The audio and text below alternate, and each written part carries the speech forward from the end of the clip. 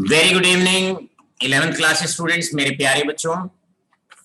अब घर बैठे पढ़ाई होगी फोन पर, जब आईटी एक्सपर्ट वंश और कैमरामैन यश के साथ होंगे आपके अपने Amit sir live. Chemistry classes में आपका स्वागत है, आपका अभिनंदन है। मेरे प्यारे बच्चों, नीट और जेईई एग्जामिनेशंस की अगर आपको तैयारी करनी है, मजबूताई के साथ करनी है, और यदि आप नॉलेज में अगर अपने टीचर्स के साथ कॉम्पीट करना चाहते हैं, उन्हें अपनी हुनर का, अपनी प्रतिभा का लोहा मनवाना चाहते हैं, तो आइए हम और आप मिलकर, दोनों मिलकर इतनी मेहनत करते हैं, इतनी शिद्दत के साथ अपने एक एक टॉपिक को सीखते हैं, ताकि किसी तरह की कोई भी कोताही नॉलेज को लेकर, केमिस्ट्री के छोटे से छोटे अंश को लेकर मेरे बच्चों में किसी तरह की कोई भी लैक्यूना देखने को ना मिले। पूरे जोश, पूरे मोमेंटम के साथ, पूरे उत्साह के साथ आज की बात अमित सर के साथ करते हैं यहीं पे शुरुआत। मेरे प्यारे बच्चों, जैसा कि आप लोग जानते हैं कि आपका जो टॉपिक है 10 सॉल्यूशंस आपका टॉपिक चल रहा है, और 10 सॉल्यूशंस में आपको अभी तक हम कवर अप करा चुके हैं methods of finding the concentration. Methods of finding the concentration में अभी तक आपको पढ़ाया जा चुका है। Methods of finding the concentration में हम जो आपको बता चुके हैं, अभी तक जो आपको पढ़ा चुके हैं, क्लियर है। अभी तक पढ़ा चुके हैं परसेंटेज, आपको पढ़ाया जा चुका है स्ट्रेंथ, आपको पढ़ाया जा चुका है मोलैरिटी। आज बारी रहेगी बड़े एक प्यारे से और इंपॉर्टेंट कॉन्सेप्ट की, जिस कॉन्सेप्ट को हम नॉर्मेलिटी कहते हैं।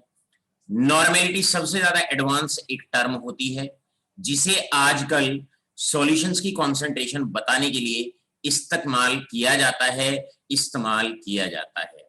तो आइए हम और आप मिलके सीखते हैं क्या मतलब होता है नॉर्मेलिटी का। तो सबसे पहले तो बच्चों आप समझ जाओ, नॉर्मेलिटी को हम जो रिप्रेजेंट करते हैं वो कैपिटल एन से रिप्रेजेंट करते हैं। हम रिप्रेजेंट करते हैं normality by capital N. Clear है? नॉर्मेलिटी क्या है?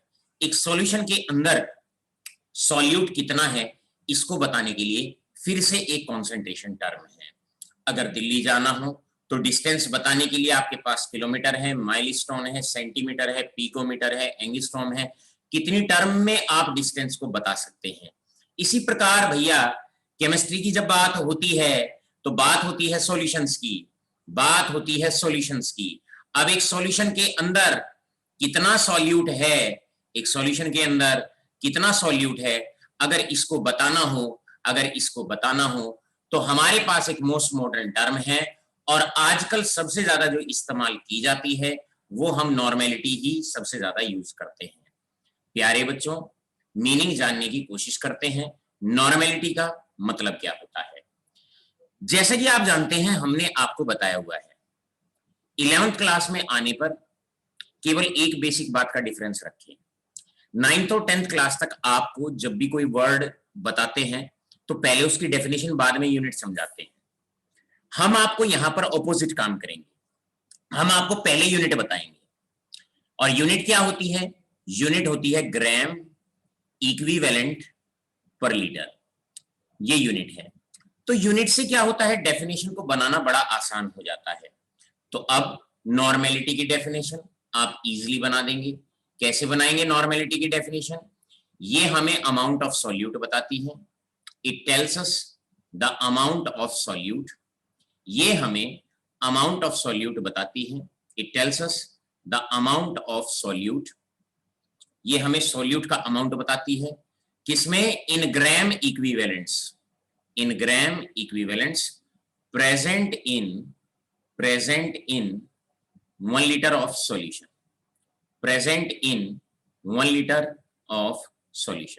भाई 1 लीटर सॉल्यूशन में सॉल्यूट के कितने ग्राम इक्विवेलेंट्स हैं, ये हमें नॉर्मेलिटी बताती है। अगर किसी की नॉर्मेलिटी 1 है तो नॉर्मेलिटी 1 का मतलब है, अगर किसी की नॉर्मेलिटी 1 है, इसका मतलब 1 लीटर सॉल्यूशन में 1 ग्राम इक्विवेलेंट सॉल्यूट प्रेजेंट है। मान लो नमक का सॉल्यूशन है और उसकी नॉर्मेलिटी 1 है, तो इसका मतलब क्या है कि 1 लीटर सॉल्यूशन में 1 gram equivalent of salt is present. इसका सीधा सीधा सा मतलब होता है, सीधा सीधा सा मतलब ये होता है। आइए बच्चों, नॉर्मेलिटी एक सॉल्यूशन की कैसे निकाली जाती है, इसकी डेफिनेशंस को जानने की कोशिश करते हैं, इसका फॉर्मूला डेराइव करने की कोशिश करते हैं। देखिए, नॉर्मेलिटी जैसे कि डेफिनेशन कहती है, ग्राम इक्विवेलेंट पर लीटर, यानी कि amount of solute in gram equivalent, यानी कि ये हमें बताता है number of gram equivalents of solute, number of gram equivalents of solute present in volume of solution in litres. ये फॉर्मूला हो गया, सॉल्यूट के gram equivalents present in a given volume of solution in litres. अब ध्यान से सुनो, जिस प्रकार नोट दैट अगर नंबर ऑफ मोल्स निकालने हो तो कैसे निकालते हो आप? एन का मतलब होता है नंबर ऑफ मोल्स, तो निकाला जाता है जो भी गिवन मास होता है बच्चों, उसको हम डिवाइड कर देते हैं ग्राम मॉलिक्यूलर मास से, तो आपके नंबर ऑफ मोल्स आ जाते हैं। लेकिन यहां पर हमें नंबर ऑफ मोल्स नहीं, हमें नंबर ऑफ ग्राम इक्विवेलेंट्स चाहिए। तो बस इसमें हल्का सा ही डिफरेंस होता है, नंबर ऑफ मोल्स में ग्राम मॉलिक्यूलर मास से डिवाइड कर देते हैं हम, याद रखेंगे। और अगर नंबर ऑफ ग्राम इक्विवेलेंट्स निकालने हो, नंबर ऑफ ग्राम इक्विवेलेंट्स निकालने हो, तो क्या किया जाता है, जो भी गिवन मास होता है, जो भी गिवन मास होता है, अब ये फॉर्मूला डेराइव कर रहे हैं और कुछ नहीं, केवल और केवल फॉर्मूला डेराइव करना है। क्लियर? कॉपी पेन साथ रखे बैठिए। आज का जो टॉपिक है बहुत क्रूशियल, बहुत इंपॉर्टेंट, बहुत बहुत ज्यादा इंपॉर्टेंट टॉपिक है। जहां तक 2 साल की केमिस्ट्री की बात करते हैं, सॉल्यूशन का आज जो टॉपिक होगा वो सबसे इंपॉर्टेंट लेक्चर में से एक होगा। Given mass divided by gram equivalent mass, gram equivalent मास। तो दोनों में डिफरेंस क्या है? अगर नंबर ऑफ मोल्स निकालने हो तो जो भी मास होता है उसे ग्राम मॉलिक्यूलर मास से डिवाइड करते हैं, और अगर नंबर ऑफ ग्राम इक्विवेलेंट्स निकालने हो तो जो भी मास गिवन होता है उसे ग्राम इक्विवेलेंट मास से डिवाइड कर देते हैं। तो आपके पास फॉर्मूला हो जाएगा, नंबर ऑफ ग्राम इक्विवेलेंट्स अभी आपको बताया, वेट ऑफ सॉल्यूट, जो भी वेट सॉल्यूट का गिवन हो उसे डिवाइड कर देंगे। किससे डिवाइड कर देंगे? गिवन मास ऑफ सॉल्यूट मतलब वेट ऑफ सॉल्यूट, उसको डिवाइड कर दोगे, किससे डिवाइड कर दोगे? ग्राम इक्विवेलेंट मास से। ये तो हमने इसका फॉर्मूला रख दिया ऊपर। अब ध्यान से सुनो, फिर दोबारा पूछोगे नहीं तो। अब मैं क्या करता हूं? Divide by. क्लियर है? किससे डिवाइड करता हूं? अब मैं डिवाइड करता हूं volume of solution, volume of solution. अगर लीटर में हो तो बस वॉल्यूम लिख लिया जाएगा, लेकिन अगर बाई चांस वॉल्यूम अगर मिलीलीटर में है तो डेफिनेशन कहती है वॉल्यूम ऑफ सॉल्यूशन लेना है लीटर्स में, तो उसको आपने 1000 से डिवाइड करके लीटर में कन्वर्ट करना पड़ेगा। तो फाइनल फॉर्मूला क्या हो जाएगा नॉर्मेलिटी का? फाइनल फॉर्मूला हो जाएगा वेट ऑफ सॉल्यूट। अब इसे अगर सॉल्व करेंगे, weight of solute into 1000 divided by, clear है, gram equivalent mass multiplied by volume of solution in litres. तो बिल्कुल फॉर्मूला, सिंपल फॉर्मूला है नॉर्मेलिटी का, आपके सामने आ गया। ये स्टेप 1 कैसे हम इस फॉर्मूले को डेराइव करते हैं, बेशक आप चाहो तो डायरेक्ट फॉर्मूला लर्न कर लो। ये आपके पास स्टेप 2 है, ये आपके पास स्टेप 2 है बच्चों, और ये आपके पास फाइनल फॉर्मूला है। आपको फाइनल फॉर्मूले पर ध्यान रखना है। आज का लेक्चर ध्यान से सुनते रहेंगे, व्हाट्सएप पर एक्टिव रहेंगे, और आपने जो भी कोई क्वेरीज है आपने सीधा सीधा व्हाट्सएप का आज प्रयोग करना है। बिल्कुल ग्राम इक्विवेलेंट अभी चल रहा है बेटा। हर्ष, मेरे बच्चे देखिए, ध्यान से सुनिए। अब मेरे प्यारे बच्चों, इसका मतलब नॉर्मेलिटी का फॉर्मूला आपका आ गया। क्या फॉर्मूला आया नॉर्मेलिटी का? नॉर्मेलिटी का फॉर्मूला आया, normality is equal to weight of solute in gram. आप चाहो तो डायरेक्ट फॉर्मूला भी लर्न कर लो। अभी तक जो प्रोसीजर समझाया हर्ष हमने, आप चाहो तो डायरेक्ट उसे लर्न कर सकते हो। क्लियर? ये रहा आपके पास फॉर्मूला। बढ़ते हैं आगे की तरफ। मल्टीप्लाइड बाय, क्लियर है? देखिए मल्टीप्लाइड बाय हर्ष बेटे, यहां पर मल्टीप्लाई कर दोगे 1000 से, डिवाइड करो, किससे डिवाइड करो? Volume of solution in millilitre, यहां पर ये मिलीलीटर में लिया जाएगा, यहां पर आएगा ग्राम इक्विवेलेंट मास, ग्राम इक्विवेलेंट मास। अब मेरे प्यारे बच्चों, यहां पर इस फॉर्मूले में, नॉर्मेलिटी वाले फॉर्मूले में, नॉर्मेलिटी की डेफिनेशन क्लियर होनी चाहिए। भाई डेफिनेशन है amount of solute in gram equivalents present in 1 litre of solution. अब उसे सॉल्व किया, ग्राम इक्विवेलेंट किसके बराबर होता है? जो भी मास गिवन होता है उसे ग्राम इक्विवेलेंट मास से डिवाइड कर दो, ग्राम इक्विवेलेंट्स आ जाते हैं। अब इस वाले फॉर्मूले में सब कुछ बहुत आसान है, कुछ डिफिकल्ट नहीं है। अगर मैं आपसे क्वेश्चन कहूं, एक सॉल्यूशन है मेरे पास H2SO4 का पानी के अंदर, क्लियर है? ध्यान से सुनो एक एक कॉन्सेप्ट। पानी के अंदर, और मैं आपसे कहूं कि मैंने सल्फ्यूरिक एसिड जो मिलाया है पानी में, क्लियर है, वो मैंने मिलाया है 2 ग्राम, तो वेट ऑफ सॉल्यूट 2 ग्राम हो जाएगा। सल्फ्यूरिक एसिड का ग्राम मॉलिक्यूलर मास सब लोग जानते हैं, हाइड्रोजन, सल्फर और ऑक्सीजन, इन सबको ऐड कर देंगे तो 98 आएगा। इसके बाद सॉल्यूशन का जो वॉल्यूम है वो 500 ml है। तो इस पूरे फॉर्मूले में, इस पूरे के पूरे फॉर्मूले में आप जरा ध्यान से सुनो, आपको वेट ऑफ सॉल्यूट सीधा सीधा क्वेश्चन को पढ़ते ही पता लग जाता है, वॉल्यूम ऑफ सॉल्यूशन सीधे सीधे पता चल जाता है। अगर नॉर्मेलिटी को जानना है, कोई टर्म अगर थोड़ी सी कुछ नहीं है, तो वो केवल एक टर्म है, और वो टर्म है ग्राम इक्विवेलेंट मास। अब हम लोग जानते हैं, जैसे सल्फ्यूरिक एसिड है, तो हम इसका ग्राम मॉलिक्यूलर मास निकालना हो तो बड़ा आसान होता है, hydrogen multiplied by 2 plus sulphur plus atomic mass of 4 oxygen, add कर देते हैं और ये 98 ग्राम आ जाता है। तो ये आपका ग्राम मॉलिक्यूलर मास होता है। अब सवाल आया, सर ये नया थिएटर क्या है, ये नई टर्म क्या है, ये ग्राम इक्विवेलेंट मास क्या है? प्यारे बच्चों, केमिस्ट्री का सबसे इंपॉर्टेंट मास में से एक मास होता है ग्राम इक्विवेलेंट मास।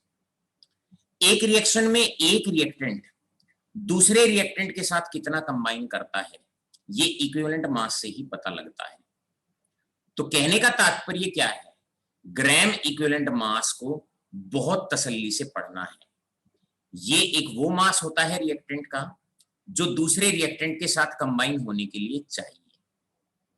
अगर मेरे पास A plus be forming products, ये कोई रिएक्शन है, तो ग्राम इक्विवेलेंट का मीनिंग ये होता है A का कितना मास B के कितने मास के साथ कंबाइन करेगा। एक रिएक्शन में एक रिएक्टेंट का जो मास दूसरे रिएक्टेंट के साथ कंबाइन करता है उसको ग्राम इक्विवेलेंट मास कहा जाता है। बहुत बहुत इंपॉर्टेंट, एक रिएक्टेंट का कितना मास रिएक्शन में पार्टिसिपेट करता है, ये ग्राम इक्विवेलेंट मास कहलाता है। सवाल आया, किसी क्वेश्चन में ग्राम इक्विवेलेंट मास कैसे निकाला जाएगा? सबसे इंपॉर्टेंट बात ये है। तो आप अब पेन और कॉपी लेके तैयार रहना, क्योंकि अब बारी आपकी भी रहेगी। तो अब हमारा हेडिंग है ग्राम इक्विवेलेंट मास को कैसे कैसे निकाला जा सकता है, कैसे कैसे निकाला जाता है। तो सबसे पहले हम और आप मिलकर इसका सबसे पहले फॉर्मूला तय करते हैं। बेटा ग्राम इक्विवेलेंट मास अगर कभी भी किसी सब्सटेंस का निकालना हो बच्चों, तो इसका फॉर्मूला होता है ग्राम मॉलिक्यूलर मास निकालो और उसको n फैक्टर से आप क्या करो, उसको डिवाइड कर दो। तो जो भी ग्राम मॉलिक्यूलर मास है वो निकालो और n फैक्टर से उसको क्या कर दो, आप डिवाइड कर दो। क्लियर है? उसको n फैक्टर से आप डिवाइड कर दो आपको ग्राम इक्विवेलेंट मासेस का पता चल जाता है। एग्जाम्पल क्वेश्चन, यहां से एग्जाम्पल्स लेते हैं। एग्जाम्पल है how to calculate N factor. How to calculate N factor, भैया एन फैक्टर कैसे कैलकुलेट किया जाता है, एन फैक्टर को हम कैसे निकालते हैं। क्लियर है? सवाल आया ग्राम मोलिकुलर मास तो हर एक बच्चा खेलना जानता है, NaCl का ग्राम मोलिकुलर मास निकालना हो तो हर एक बालक जानता है Na का ग्राम एटॉमिक मास प्लस आपका Cl का ग्राम एटॉमिक मास 23 प्लस 35.5 58.5 हो गया। क्या है ये आपका ग्राम मोलिकुलर मास है। तो सवाल आया अगर ग्राम इक्विवेलेंट मास निकालना है, नॉर्मेलिटी निकालने के लिए जो मास चाहिए वो ग्राम इक्विवेलेंट मास चाहिए, और अगर ये आपको निकालना है तो सवाल आया एन फैक्टर कैसे निकलेगा। इंपॉर्टेंट बात केवल ये है कि बस आपको एन फैक्टर ठीक से निकालना आना चाहिए। तो मैं यहां पर कुछ बच्चे ऐसे हैं हमारे जिन्होंने नॉर्मेलिटी पहले भी हमसे सीखी हुई है। क्लियर है? आप लोगों ने पहले भी नॉर्मेलिटी का लेक्चर मुझसे लिया हुआ है, लेकिन आज हम बहुत अलग पढ़ाएंगे। आज हम बहुत अच्छे लेवल के न्यूमेरिकल्स आपसे डिस्कस करेंगे और बढ़िया वाले नीट और जेईई के क्वेश्चंस भी आपसे डिस्कस करूंगा, क्योंकि इस बार हम संकल्पित है कि 11th क्लास में जो भी बच्चा केमिस्ट्री की क्लास हमसे अटेंड करेगा, हम केवल और केवल जो प्राइमरी टारगेट हमारा रहेगा वो केवल और केवल नीट और जेईई एग्जामिनेशन को लेकर मेरा फोकस बना रहेगा। तो चलिए बच्चों शुरुआत करते हैं। How to calculate N factor, N factor कैसे निकाला जाता है। तो बेटे एन फैक्टर के लिए सबसे पहला पॉइंट तो आप ये ध्यान रखेंगे, पहला पॉइंट आप ये ध्यान रखेंगे, आपने एन फैक्टर को लेकर सबसे पहला पॉइंट जो ध्यान में रखना है वो इस बात का कि एन फैक्टर क्या होता है, डिपेंड्स अपॉन, यहीं पर एक पॉइंट हम नोट लगा के लिख लेंगे कि N factors depends upon nature of substance and reaction. Nature of substance and reaction, अलग अलग सब्सटेंस के लिए एन फैक्टर का मीनिंग अलग अलग होता है, प्लस जैसे ही रिएक्शन बदलती है तो आपका एन फैक्टर बदल सकता है। नेचर ऑफ द रिएक्शन बदलेगा, एन फैक्टर बदल सकता है, और दूसरी बात एन फैक्टर जो डिपेंड करता है वो सब्सटेंस पे डिपेंड करता है। एग्जांपल, अगर आपका सब्सटेंस एसिड है, अगर आपका सब्सटेंस एसिड है तो एन फैक्टर निकाला जाएगा। एन फैक्टर होगा एसिड कितने एच आयन छोड़ता है, और इसको साइंस में कहा जाता है बेसिसिटी। इसको कहा जाता है बेसिसिटी, और बेसिसिटी का मतलब क्या हुआ, नंबर ऑफ एच आयंस जो एक एसिड रिलीज करता है। क्लियर है? तो एसिड के लिए, अगर एसिड सब्सटेंस है तो एसिड के लिए आप प्यारे बच्चों कैसे निकालेंगे एन फैक्टर। एन फैक्टर निकाला जाएगा, जो बेसिसिटी होगी एसिड की वही एन फैक्टर माना जाएगा, और बेसिसिटी का मतलब होता है कि वो आपके कितने एच आयन रिलीज करता है, कितने एच आयन रिलीज करता है।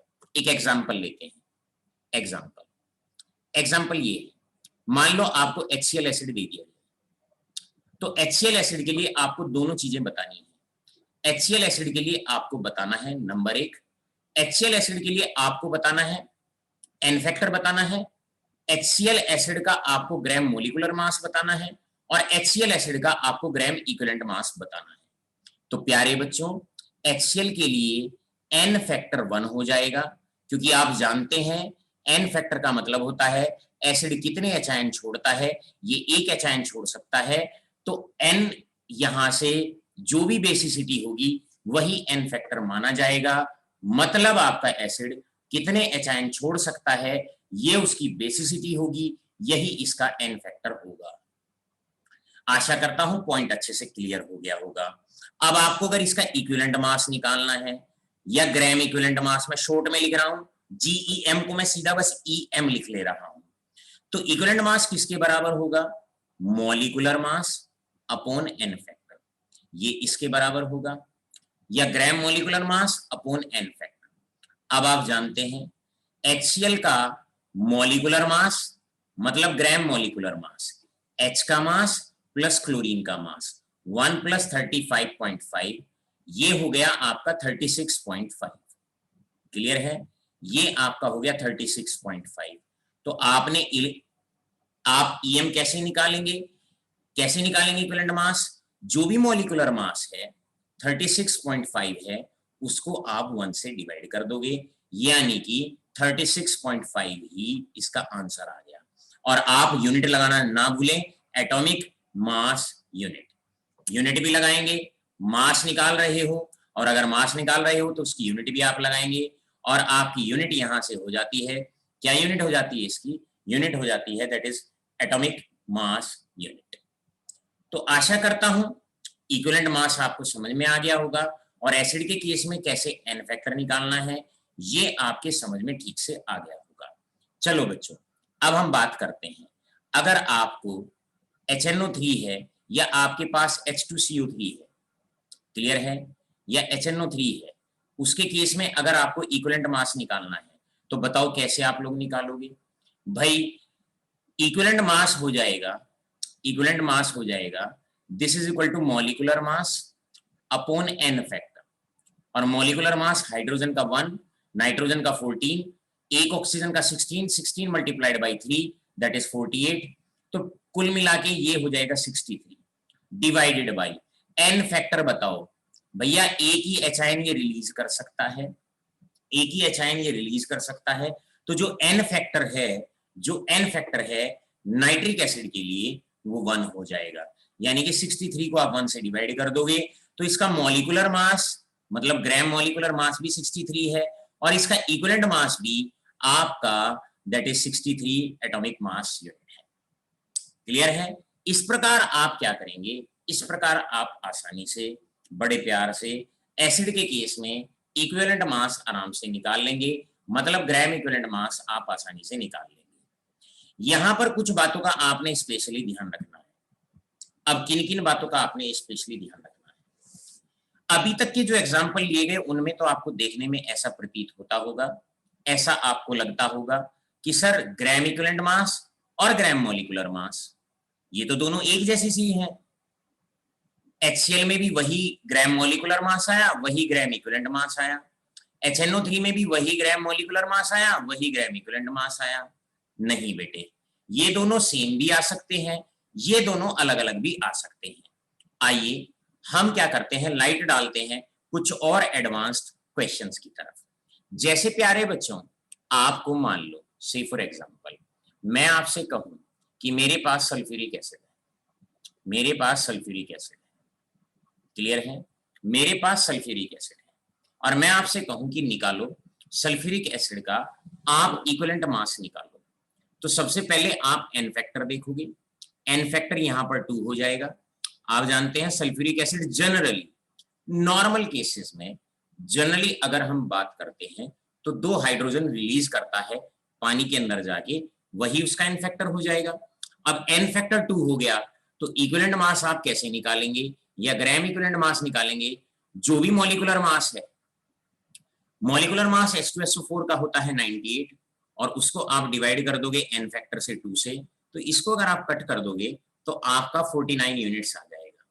तो अब आप सल्फ्यूरिक एसिड के केस में देखो, मॉलिक्यूलर मास ग्राम मॉलिक्यूलर मास तो 98 है, जबकि अगर हम इक्विवेलेंट मास की बात करते हैं तो वो 49 है। तो आशा करता हूं बहुत अच्छे से पॉइंट आपके बिल्कुल दुरुस्त तरीके से क्लियर हो गया होगा। अब सवाल आता है, क्लियर है? बिल्कुल तन्वी जैन मेरे शेर पुत्र, बहुत अच्छे। हर्ष, प्राउड ऑफ यू बेटा, कीप ऑन गोइंग। अब क्योंकि इन दोनों बच्चों ने सबसे पहले आंसर दिया है, आज अर्जुन वगैरह अभी तक एक्टिव नहीं हुए हैं, अब मैं आप लोगों के समक्ष कुछ बातें आपको संबोधित करते हुए बोलता हूं, जरा ध्यान से समझिएगा। अब मेरे बच्चों, चलिए अब इस क्वेश्चन को हम डाल देते हैं, और क्वेश्चन को डाल देते हैं क्योंकि 2 बच्चों ने आंसर दिया है, तो मैं कहता हूं Harsh special and Tanvi special numerical. अब ये इन दोनों बच्चों के लिए मैंने क्या करना है, क्लियर है, इनके लिए एक अच्छा सा नीट और जेई का यहीं पे क्वेश्चन डेवलप कर देना है। गेटवेंस जहां भी हैं सारे के सारे एक्टिव हो जाओ और देखो आपके सर कौन सा क्वेश्चन आपके सामने लाते हैं। देखिए ग्राम इक्विवेलेंट मास की अगर मैं बात करूं, ग्राम इक्विवेलेंट मास या सिंपली ईएम, मतलब इक्विवेलेंट मास भी अगर मैं बोलता हूं तो मैं इसका मतलब वही है। जरा ध्यान दें, यहां पर एक बात का ध्यान रखेंगे, एसिड के लिए एन का मतलब होता है बेसिसिटी। ये तो आप समझ गए, मतलब एसिड कितने एचायन रिलीज करता है। लेकिन एक पॉइंट और इंपॉर्टेंट नोट लगा के लिख लें, अगर कभी भी कोई एसिडिक सब्सटेंस रिएक्शन में है तो रिएक्शन के अंदर उसके कितने एचायंस इन्वॉल्व हैं। एचायंस इन्वॉल्व इन द रिएक्शन,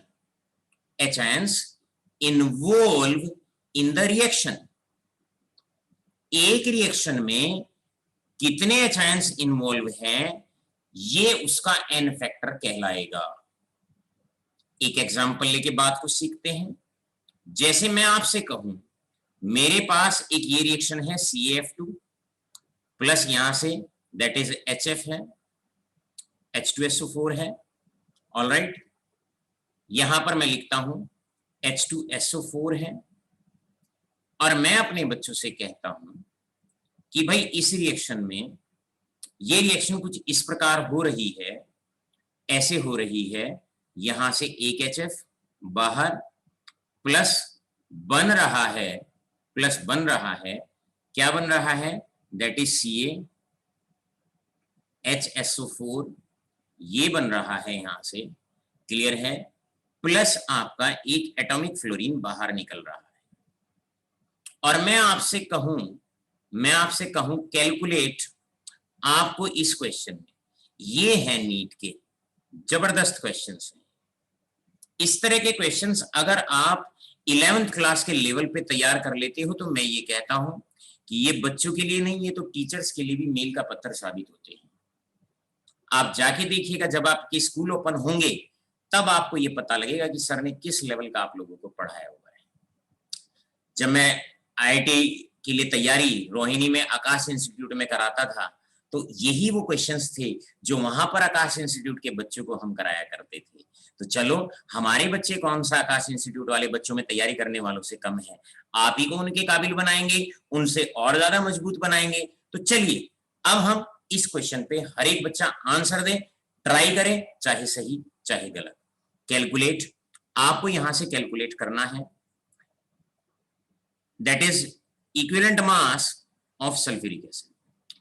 अगर कोई रिएक्शन आपको दे दी जाए और आपसे कहा जाए कि भाई सल्फ्यूरिक एसिड का इक्विवेलेंट मास निकालो, तो फटाफट से आपको इक्विवेलेंट मास निकालना है। निकालो बच्चों,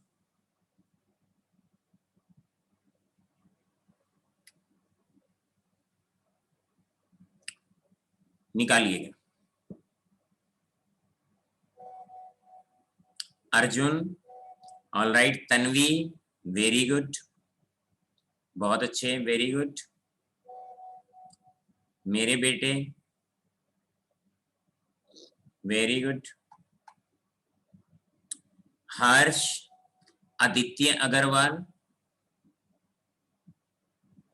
वेरी गुड बच्चों, मेरे बच्चे सबसे अच्छे, मेरे बच्चे सबसे आगे, सबसे तेज।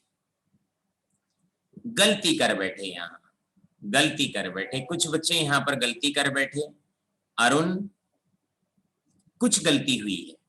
गलती क्या हुई है जरा नोट करके ध्यान से साथ के साथ अभी नोट करिएगा। गलती ये हुई है कि यहां पर आप इस डेफिनेशन पे फोकस करें, एचायन इन्वॉल्व इन द रिएक्शन। तो एसिड के लिए अगर आप एन फैक्टर निकालेंगे तो दो केस बनेंगे। पहला केस बनेगा जब डायरेक्ट कोई रिएक्शन ना दे रखी हो, दूसरा केस बनेगा अगर कोई रिएक्शन दे रखी है। तो पहले रिएक्शन को ध्यान से निहारेंगे, ध्यान से देखेंगे। यहां आप देखो, इसके पास दो H हैं लेकिन एक H ही रिएक्शन में इन्वॉल्व है। यहां से एक H गया, यहां से एक F गया, तो एसिड ने केवल एक ही H आयन छोड़ा है। एक तो एसिड अपने साथ बरकरार किए हुए है, HSO4 है, तो एक ही H आयन उसने छोड़ा है। और आप जानते हैं एक रिएक्शन में कितने H आयन कोई एसिड रिलीज करता है, ये उसका एन फैक्टर होता है। तो यहां पर H2SO4 के लिए आपको जो एन फैक्टर लेना है वो 1 लेना है। यही तो क्वेश्चन है जो नीट में आते हैं, यही तो क्वेश्चन है जो जेईई एग्जाम में आते हैं। क्लियर है? तो बस अब आपने इक्विवेलेंट मास निकालना है, n फैक्टर हो गया 1, यानी कि 98 डिवाइड बाई n फैक्टर 1, और आंसर आपका दैट इज इक्वल टू 98। चलो लगे हाथ दूसरा क्वेश्चन भी निपटा दो फटाफट से। आपसे कहता हूं कैलकुलेट इस वाली रिएक्शन में, अब की बार मैं इस रिएक्शन की कंडीशन चेंज करता हूं, तो कंडीशन चेंज करके इस बार इस रिएक्शन को मैं इस प्रकार कराता हूं आपसे, ध्यान से समझेंगे। इस प्रकार रिएक्शन हो रही है, क्लियर? तो यहां पर आपका है that is 2HF plus calcium sulphate. अब आपको इक्विवेलेंट मास निकालना है, और इस बार इक्विवेलेंट मास निकालो सल्फ्यूरिक एसिड का, अब की बार कितना आता है जरा देख के बताओ, फटाफट से देख के बताओ, आंसर दो।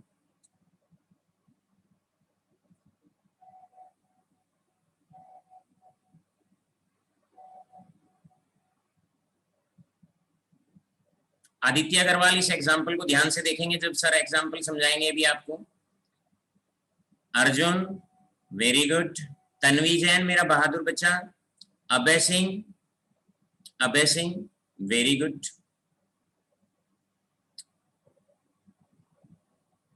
हर्ष आपको लगा दोनों इन्वॉल्व हो गए, इस बार दोनों करा देते हैं, अगर मेरे बेटे के मुंह से कुछ निकला है तो उसे हम पूरा कराएंगे। सो यहां पर equivalent mass is equal to molar mass upon n factor, और ये फिर से हर्ष कुछ ना कुछ गलती हो रही है, क्लियर है, डिवाइडेड बाई n फैक्टर। अब आप देखो इस रिएक्शन के अंदर ये रिएक्शन कुछ इस प्रकार हो रही है, यहां से 2 फ्लोरीन और यहां से 2 हाइड्रोजन दोनों निकल रहे हैं, तब जाके 2HF बन रहा है। तो इसका मतलब रिएक्शन में 2 H इन्वॉल्व हैं। तो इस बार सल्फ्यूरिक एसिड का मॉलिक्यूलर मास 98, यहां से 2 करेंगे भैया, सॉल्व करके आंसर आ जाएगा 49 AMU एटॉमिक मास यूनिट। अब होमवर्क में आपको मैं आपसे कहता हूं कुछ रिएक्शंस ध्यान से सुनेंगे, जैसे कि आपके पास रिएक्शन है, मेरे पास एसिटिक एसिड है, क्लियर है, और एसिटिक एसिड में मैंने डाला सोडियम बाइकार्बोनेट,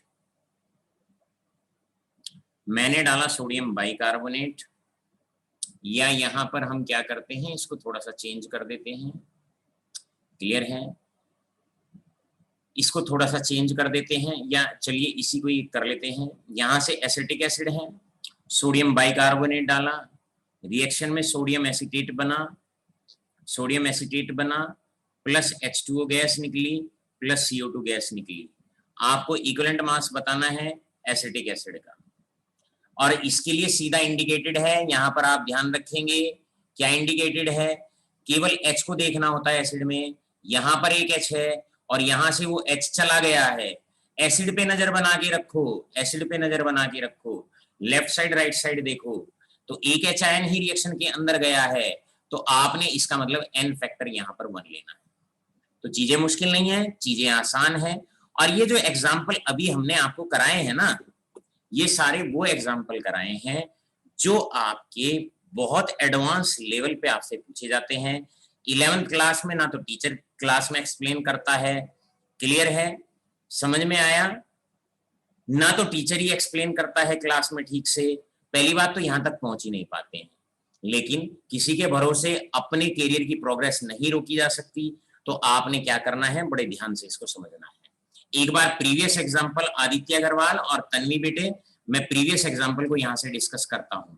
आप यहां पर देखिए एक HF है, यहां पर देखो, इसका मतलब H2SO4 में से एक ही H गया है बाहर, एक ही H बाहर गया है, तो रिएक्शन में कितने H आयंस रिएक्शन में गए हैं ये n फैक्टर होता है। आशा करता हूं पॉइंट आपके बड़े अच्छे से क्लियर हो गया होगा, बहुत अच्छे से क्लियर हो गया होगा, क्लियर है। बढ़ते हैं आगे की तरफ। अब मेरे प्यारे बच्चों यहां से आगे की तरफ अब हम लोग बढ़ते हैं। अब आपसे देखो बेटा, हाँ तन्वी गुड, अब मान लो अगर आपका सब्सटेंस बेस है, तो बेस के लिए सब्सटेंस पे n डिपेंड करता है, तो बेस में याद रखेंगे n बराबर होता है एसिडिटी के, और एसिडिटी का मतलब है number of replaceable OH ions, number of replaceable replaceable OH ions. Clear है? एक जो बेस होता है वो कितने OH आयन छोड़ता है, ये एसिडिटी कहलाती है, और वही उसका N फैक्टर होता है। जैसे अगर मैं आपसे कहूं NaOH है, तो आप क्लियरली जानते हैं कि NaOH में एक ही OH होता है, तो यहां पर N फैक्टर इसके लिए 1 माना जाएगा।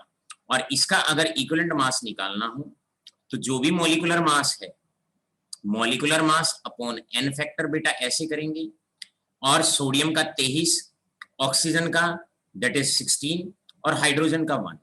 अगर आप इनको ऐड करते हो तो 40 डिवाइड बाई N फैक्टर 1 हो गया, तो यहां से जो इक्विवेलेंट मास आएगा वो आपका 40 AMU आएगा, एटॉमिक मास यूनिट आएगा। इस तरीके से आपको इक्विवेलेंट मास के बारे में सॉल्व कर लेना है।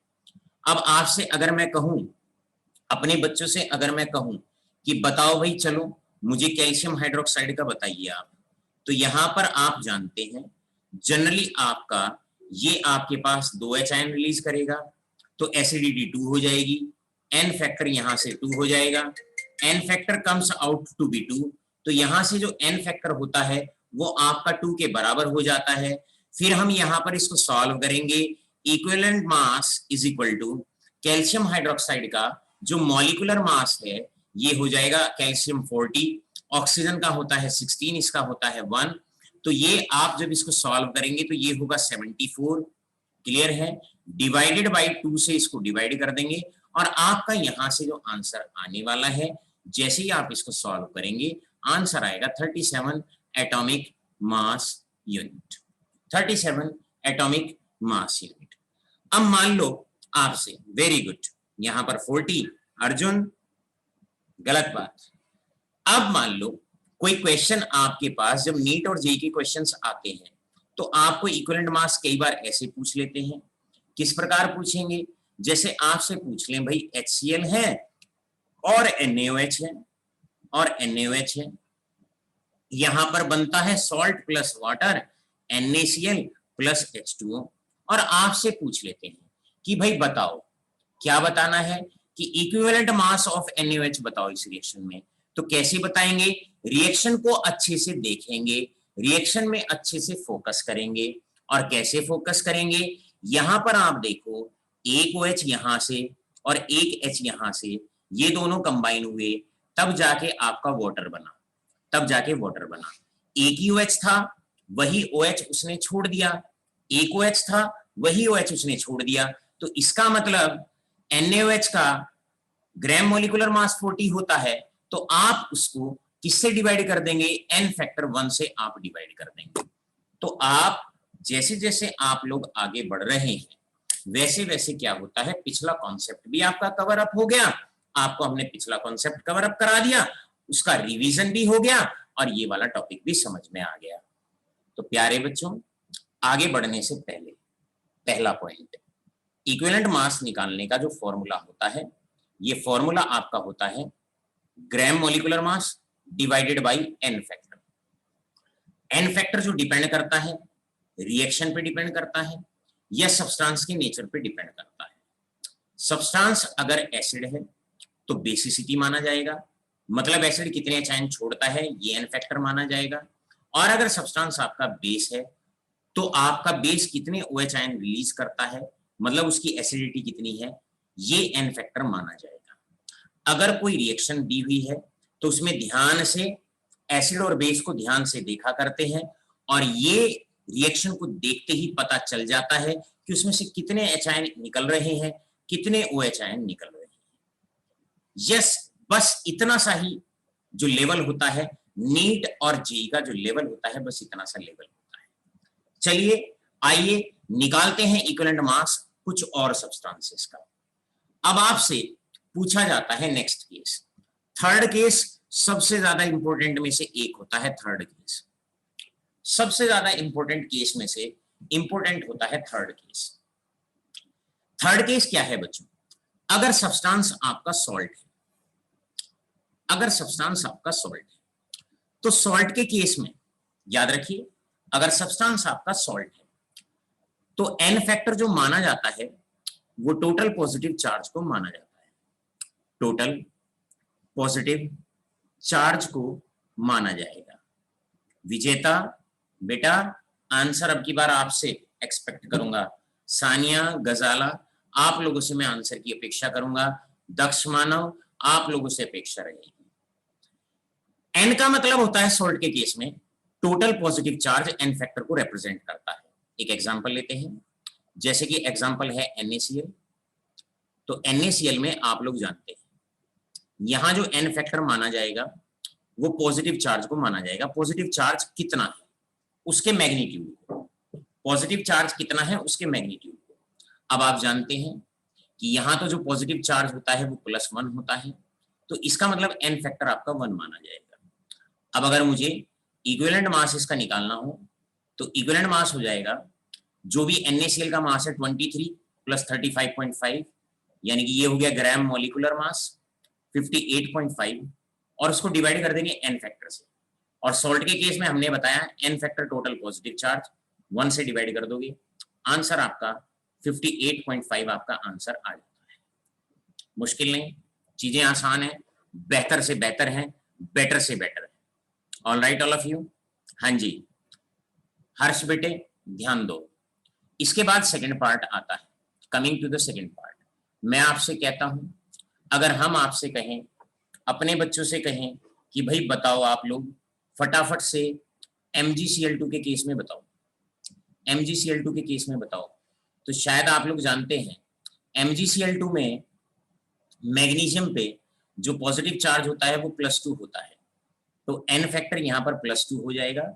मैग्नीट्यूड लेना होता है प्लस माइनस नहीं, मतलब जो चार्ज है उसका मैग्नीट्यूड लेना होता है। इक्विवेलेंट मास अगर हम कैलकुलेट करेंगे तो इक्विवेलेंट मास हो जाएगा molecular mass upon n. Molecular mass एक मैग्नीशियम 2 क्लोरीन के एटॉमिक मासेस का जो सम है वो 95 हो जाएगा, डिवाइड कर दोगे 2 से, और आपका जो आंसर आएगा वो 47.5 आपका आंसर आने वाला है। क्लियर है? आप चाहो atomic mass unit, atomic mass unit, atomic mass unit. अब मैं अपने लाडलों से कहता हूं, अब आपकी बारी। अब आपसे क्वेश्चन पूछा जाए, करते हैं शुरुआत। ये मेरा 100%, मैं पूरे विश्वास के साथ एक बात आप लोगों से कहता हूं, जिस लेवल के क्वेश्चन आप लोगों को कराए जा रहे हैं, अगर आपके आस पड़ोस से अगर कोई बच्चा दिल्ली वगैरह, जयपुर वगैरह अगर कोचिंग लेने जाता है, तो मैं 100% कंफर्म पूरे विश्वास के साथ कि मेरे बच्चे उनसे बेटर वे में इजीली और इतने टिपिकल क्वेश्चंस निकाल देंगे कि शायद उन बच्चों के सिलेबस में जो वो बड़ी बड़ी सी बुकलेट आती हैं उनमें भी ना। एक एग्जांपल देता हूं, अब इस बात को, मेरे दावे को सही साबित करके दिखाओ और आंसर निकाल के दिखाना। आप मुझे बताइए, tell n factor oblique equivalent mass या ग्राम इक्विवेलेंट मास, आपको जो निकालना है, नंबर 1 आप Al2Cl6 का निकालेंगे, Al2Cl6 का निकालेंगे, और नंबर 2 आपने जो निकालना है वो मोहर सॉल्ट का निकालना है। निकालो फटाफट से, हो जाओ शुरू।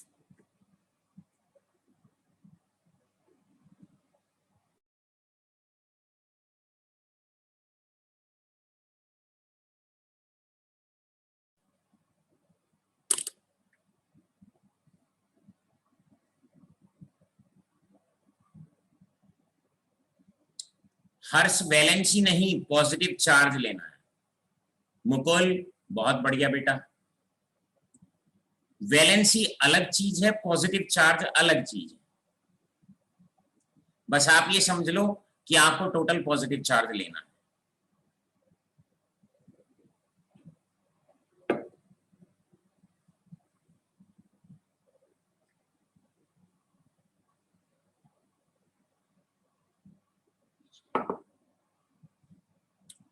लीजिएगा फटाफट, बताइएगा, हो जाओ शुरू। मेरे बच्चे सबसे आगे, सबसे तेज, सबसे अच्छे। मुकुल मॉलिक्यूलर मास बताओ Al2Cl6 का कितना आया है, भेजो फटाफट मुकुल सिंह।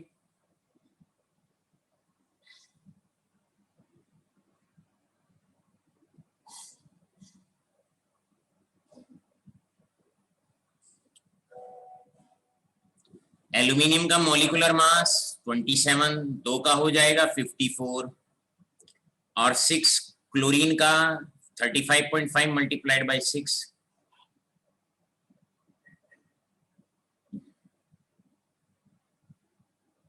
अर्जुन अभी बात करते हैं,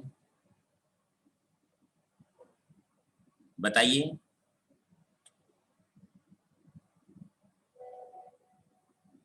इट इज 266.7 जी। रश्मि बताइए, जरा चेक कर लीजिएगा, बेटा ने जवाब दिया है 266.7 यहाँ पर आया है। अब उसको n फैक्टर से आप डिवाइड करोगे, और n फैक्टर यहाँ पर कुछ बच्चे गलती ये कर देंगे, नहीं नहीं नहीं नहीं, कुछ बच्चे गलतियां कर रहे हैं। पहले ध्यान से सुनिए, पहले ध्यान से सुनो। 10 मिनट जो बात अब हम कर रहे हैं ना, ये इस टॉपिक का सबसे क्रूशियल पार्ट है, इसमें जल्दबाजी नहीं। सबसे पहली बात तो आपको अगर वैलेंसी कहते, एक बच्चे ने कहा सर क्या हम वैलेंसी कह सकते हैं, तो देखो वैलेंसी तो एल्यूमिनियम की +3 है,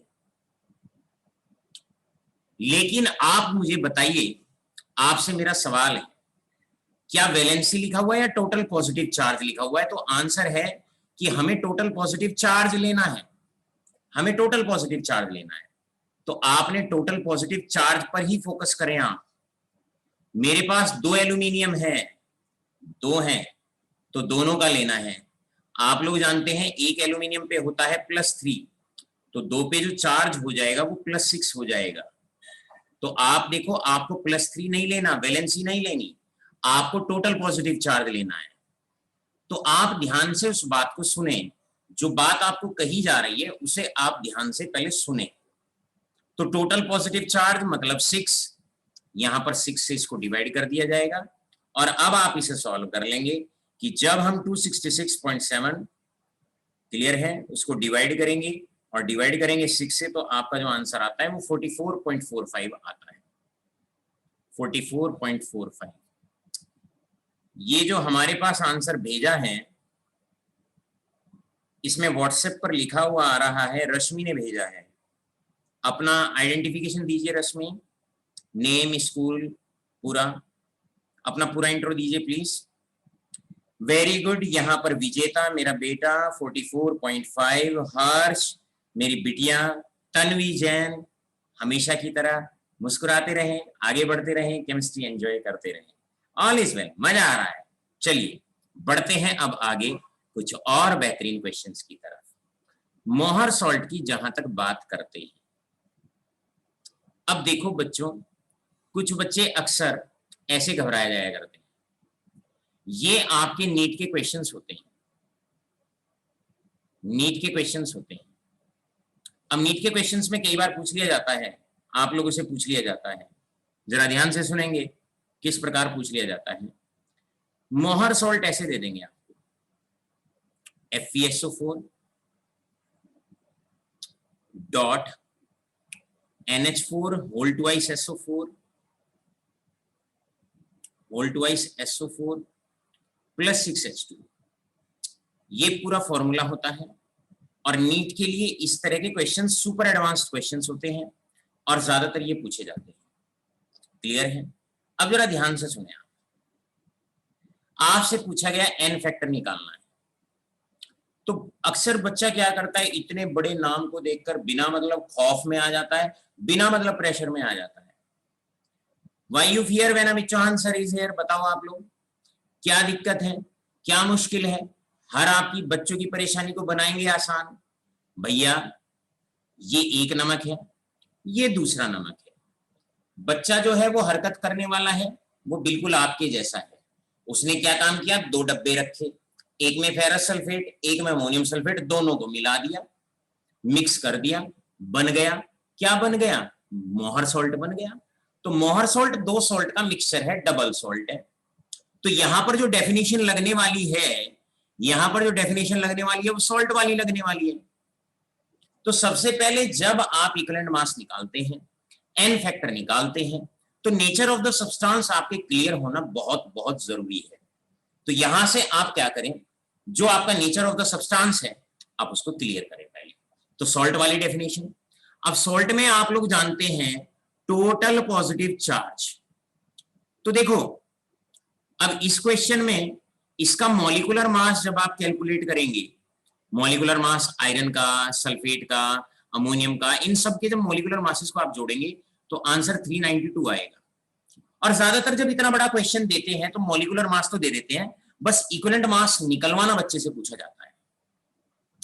तो बच्चों टोटल पॉजिटिव चार्ज में जरा गौर से ध्यान से बात सुनो।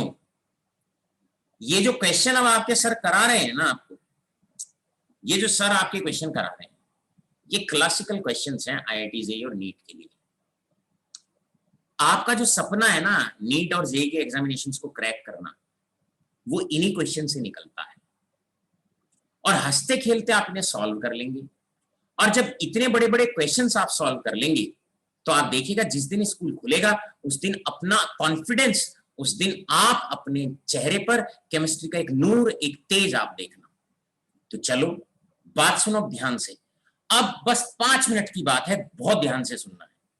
तो आप क्या करो, आप जानते हैं सल्फेट पे नेगेटिव चार्ज होता है, तो आप इसे कट कर दें, क्योंकि आप जानते हैं एन फैक्टर में केवल पॉजिटिव चार्ज का रोल है, तो केवल कैटायन को छोड़ें आप, सल्फेट का कोई रोल नहीं है, इसे कट कर दें। पानी न्यूट्रल होता है, पानी पे तो कोई चार्ज ही नहीं होता, इसे कट कर दें आप। तो टोटल पॉजिटिव चार्ज जो निकलेगा वो चार्ज ऑन आयरन, और यहां पर आयरन पे +2 चार्ज है तो इसे आप +2 लिख देंगे, नंबर 1। प्लस पॉजिटिव चार्ज दूसरा कंटेंट यहां पर अमोनियम है, ये है, आप जानते हैं 2 अमोनियम है आपके पास, बड़े अच्छे से आप जानते हैं एक अमोनियम पे +1 होता है तो 2 पे आपका +2 हो जाएगा। अब आपने क्या करना होता है, अब आपने उसको ऐड कर देना होता है, कर दो भाई ऐड। जब आप ऐड करोगे तो आंसर आ गया, दैट इज प्लस, यहां से +4 आ गया। तो बच्चों निकल गया एन फैक्टर, इसका मतलब एन फैक्टर यहां पर 4 आ गया।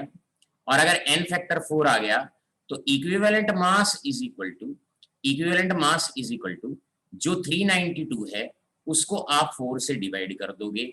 और जैसे ही आप लोग क्या करने वाले हैं, जैसे ही आप 392 को, क्लियर है, 392 आपके पास है, उसे डिवाइड आप 4 से करेंगे, आंसर आपका 98 आ जाएगा, 98 एटॉमिक मास यूनिट। इस प्रकार आप लोग क्या करते हैं, बड़े से बड़ा क्वेश्चन आपने आसान बना दिया, धरातल पे आप उसको ले आए, उसके लेवल पे आप उसको ले आए, और बड़े मुश्किल से आप, मतलब मुश्किल क्वेश्चंस को आपने हंसते मुस्कुराते हुए आपने सॉल्व कर लिया। अब मैं एक क्वेश्चन आपको साथ के साथ नोट करने के लिए देता हूं, और नीट एग्जामिनेशन में जो कंसिस्टेंटली पता नहीं कितनी बार वो क्वेश्चन पूछा जाता है, जरा आप ध्यान से सुने। अब नीट में आपसे क्वेश्चन पूछा जाता है, और नीट में पूछ लिया जाता है पोटेशियम एलम, ये 2 है ना, ये जो 2 क्वेश्चन है ये कंसिस्टेंटली पूछे जाते हैं। मोहर सोल्ट पूछा जाता है, क्लियर है, पोटेशियम एलम का इक्विवेलेंट मास पूछा जाता है, और पोटेशियम एलम होता है K2SO4 dot aluminium sulphate, dot aluminium sulphate, clear है, aluminium sulphate dot 24H2, clear है। यहां पर भी अच्छे बच्चे, मेरे बच्चे बाजी मार जाते हैं फटाफट, सल्फेट का कोई लेना देना नहीं है, सल्फेट का कोई लेना देना नहीं है, क्लियर है, नेगेटिव चार्ज है, इस सल्फेट का कोई लेना देना नहीं है, वाटर का कोई लेना देना नहीं है। तो जब टोटल पॉजिटिव चार्ज निकाला जाएगा तो टोटल पॉजिटिव चार्ज में, क्लियर है, जब टोटल पॉजिटिव चार्ज निकाला जाएगा तो टोटल पॉजिटिव चार्ज में जो रोल आएगा वो 2 तो पोटेशियम आयन है मेरे पास, और 2 पोटेशियम आयन है तो +2 चार्ज हो जाएगा, और मेरे पास 2 एल्यूमिनियम आयन है, 2 एल्यूमिनियम आयन है, और आप जानते हैं एक एल्यूमिनियम पे +3 होता है तो 2 पे +6 होता है, इसको ऐड कर देंगे तो यहां पर जो एन फैक्टर आएगा वो +8 आएगा, तो जो एन फैक्टर आने वाला है वो +8 आने वाला है। तो चीजें कितनी आसान हो गई। अब मेरा बच्चा, मैं कहता हूं आईआईटी जेईई, नीट, कोई भी एग्जाम आए, कैसा भी एग्जाम आए, प्राउड ऑफ यू माई, मेरे लाडले बच्चे तन्वी जैन, हर्ष, बिल्कुल बढ़िया से आप लोग गए। बस अब मेरा एक इंपॉर्टेंट मैसेज आप लोग बड़े ध्यान से सुने, बहुत इंपॉर्टेंट मैसेज है आप सबके लिए, मैसेज है, जरा ध्यान से सुनेंगे। मेरे प्यारे बच्चों, हम लोग प्राइवेट शिक्षक होते हैं, हम लोग प्राइवेट ट्यूटर्स होते हैं, और हमारी फैमिली का जो खर्च चलता है वो उसी दक्षिणा से चलता है जो हम एक न्यूनतम से फीस आप लोगों से लेते हैं। मैं आशा करता हूं मैंने पूरा लगभग 20-25 दिन आपको पढ़ाया, पूरी ईमानदारी के साथ, इतनी शिद्दत के साथ आपको पढ़ाया, IIT जेईई और नीट का एडवांस्ड क्वेश्चंस आपको कराए। रोज आना नई नई एक्सरसाइज लिखता हूं और आप लोगों को व्हाट्सएप करता हूं, भाई इन्हें आप लोग ट्राई करिएगा। अब बारी है, सारी डेमो क्लासेस आज आपकी आंखें बंद हो गई हैं, कल से लिंक केवल और केवल उन्हीं बच्चों को मिलेगा और उन्हीं को मैं एक्सेप्ट करूंगा अपनी मीटिंग के अंदर जिनकी फर्स्ट इंस्टॉलमेंट जमा हो जाएगी।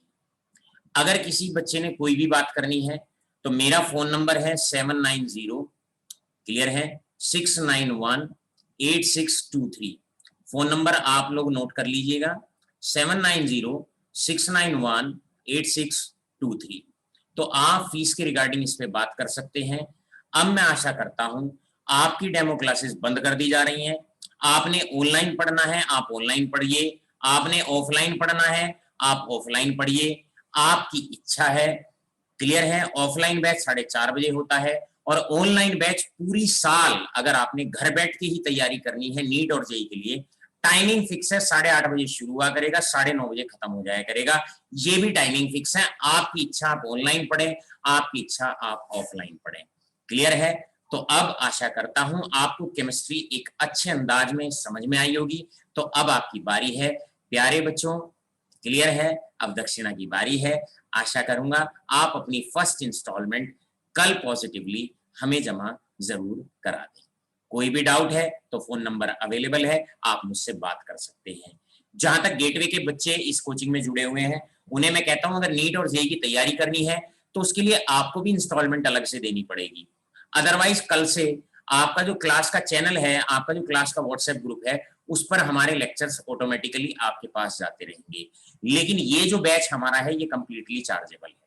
बहुत बहुत धन्यवाद। इसी के बाद आज की बात अमित चौहान सर के साथ अब बिल्कुल बच्चों यहीं होती है समाप्त। बहुत बहुत धन्यवाद।